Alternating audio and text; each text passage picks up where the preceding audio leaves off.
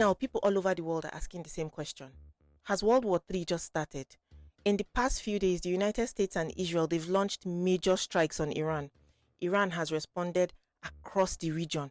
Airspace is shutting down. Missiles are flying, and one of the most powerful leaders in the world has just been killed. Everybody is trying to understand what's going on. Who is fighting? Why are they fighting? Why is this happening now? And how did the world get to a point where a conflict like this can even start? But this did not start this week.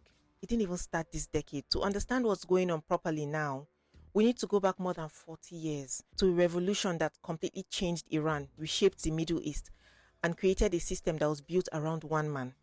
And that man was Ayatollah Ruhollah Khomeini. Let's go back. More than 40 years ago, Iran was not ruled by religious leaders. It was ruled by a king called the Shah, Mohammad Reza Pahlavi.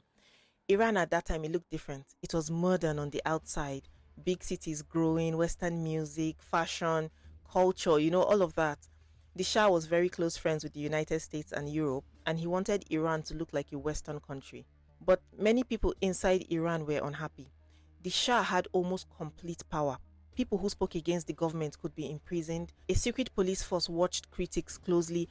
Many Iranians felt afraid to speak freely.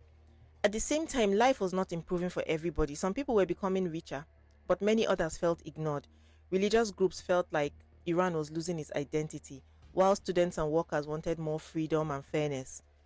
Different groups were angry for different reasons. But slowly, they all started listening to the same man. This was a religious leader who had been forced to leave the country years earlier. His name was Ayatollah Ruhollah Khomeini. Years before the revolution, Khomeini had already spoken out against the Shah. In the early 1960s, the Shah introduced reforms meant to modernize Iran. Women gained the right to vote, religious courts lost power, land reforms were introduced, ties with the United States became stronger. Some people supported these changes, but Khomeini strongly opposed them. He believed that the Shah was weakening Islam. He believed that the Shah was giving too much power to foreign countries, especially America. In 1964, Khomeini was arrested and forced into exile. First, he was sent to Turkey, then later he moved to Iraq, where he lived for many years in the city of Najaf. Even from exile, he continued speaking. His speeches were recorded on cassette tapes and secretly brought back into Iran. People listened in homes, in mosques, in universities. Slowly, his voice became the voice of resistance. By the late 1970s, protests against the Shah were growing bigger and bigger. Millions of people filled the streets, strikes shut down businesses and oil production. The government struggled to function at this point. Security forces opened fire on demonstrators. Many people were killed. Instead of stopping the protests, that violence, it made more people angrier. The Shah was also very sick at that time. He had cancer, although many Iranians did not know that publicly. His leadership became uncertain and weak. Under immense pressure, the Shah left Iran on January 16, 1979. Officially, he said he was going on vacation, but in reality, he never returned. When he left, it created a power vacuum. 2 weeks later, Khomeini came back. Millions welcomed him. Within weeks, the monarchy collapsed, the army declared neutrality, and the old system of rule came to an end. In March of 1979, a national vote was held. People were asked one simple question: should Iran become an Islamic republic? The official result said over 98% voted yes. And just like that, Iran changed. Later that same year, the United States allowed the exiled Shah to enter America for medical treatment. Many Iranians believed that America was protecting him and that they might try to restore him to power. Revolutionary students stormed the US embassy in Tehran and they took American diplomats hostage. They demanded that the Shah should be returned to Iran to face trial. That crisis lasted 444 days. And the relations between Iran and the United States, it never recovered after that. Iran was no longer ruled by a king, but it was not a normal democracy either. At the top of the new system was a position called the Supreme Leader. The role combined religious authority and political power. The Supreme Leader controls the military, appoints top judges, influences media. He has the final say in major decisions. A powerful force called the Revolutionary Guard was created to protect the revolution, and they answered directly to the Supreme Leader. Over the years, presidents came and left. Iran held elections, different men became president. Some were seen as conservative, others were seen as moderate. Many came and left. But through all of that, one thing did not change. The Supreme Leader remained. Presidents handled the daily running of the country. They dealt with budgets, ministries, speeches, international meetings. But when it came to major decisions, the military, the courts, foreign policy, the direction of the country, the final word belonged to the supreme leader. So for the next 10 years, the leader was Khomeini. Under his rule, religious laws expanded, Western influence reduced, critics were arrested, many opponents fled the country. Supporters said that he was protecting Iran's independence. Critics said freedoms had become so limited. In 1989, Khomeini died.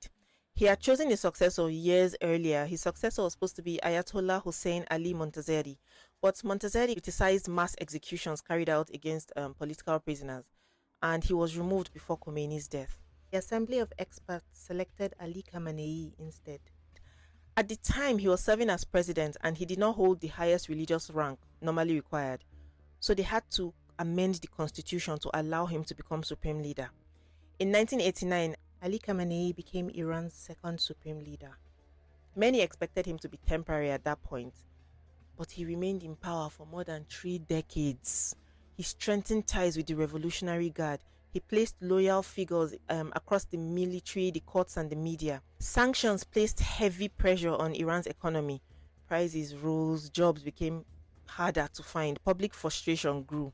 Between 2017 and 2019, protests spread across Iran over economic hardship and fuel prices.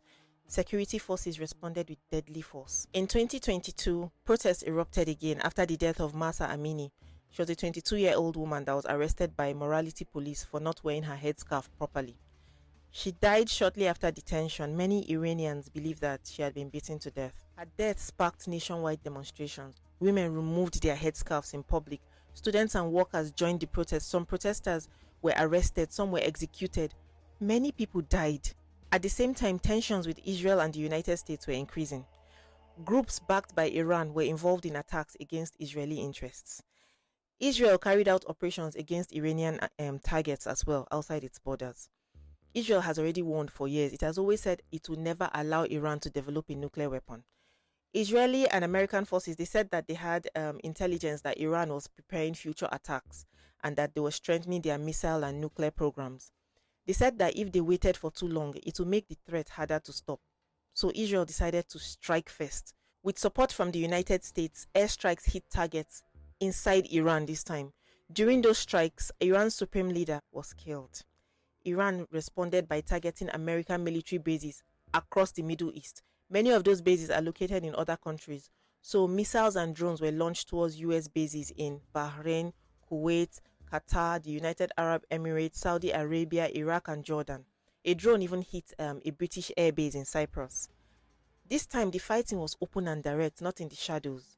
The death of Iran's supreme leader did not mean that the system collapsed. A temporary leadership group took control while senior clerics prepared to choose a new leader. Military operations continued and government institutions remained active. Iran now faces uncertainty as tensions across the region remain high. What is clear is this: the events that we're watching unfold today, they did not appear overnight.